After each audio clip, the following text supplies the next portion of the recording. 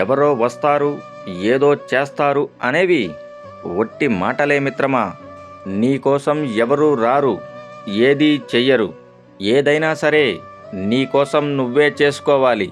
అది ప్రయత్నం అయినా, పోరాటం అయినా. నువ్వు పొరపాటున ఒక తప్పు చేస్తే నిందించడానికి అందరూ ముందుంటారు, కానీ ఆ పొరపాటును సరిదిద్దడానికి ఏ ఒక్కరూ ముందుకు రారు.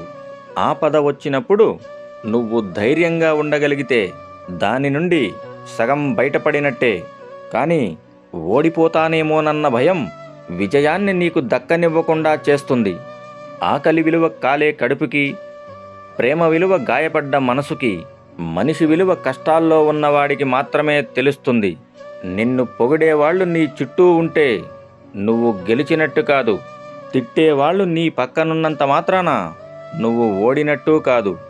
ఎంత మంచి పనైనా ఆరంభంలో కష్టంగానే అనిపిస్తుంది. నువ్వు గెలవలేకపోవటం ఓటమి కాదు మిత్రమా, మళ్ళీ ప్రయత్నించకపోవటమే అసలైన ఓటమి. చెయ్యాలన్న తపన, తాపత్రయం ఉంటే ఏ పనైనా సాధ్యమే. ఇప్పుడెందుకులే అన్న బద్ధకం ఉంటే ఏదైనా అసాధ్యమే.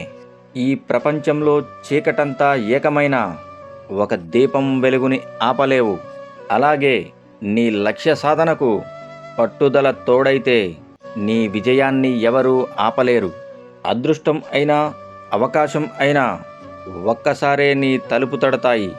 వాటిని నీకు అనుగుణంగా మార్చుకోగలిగితే విజయం శాశ్వతంగా వచ్చి చేరుతుంది.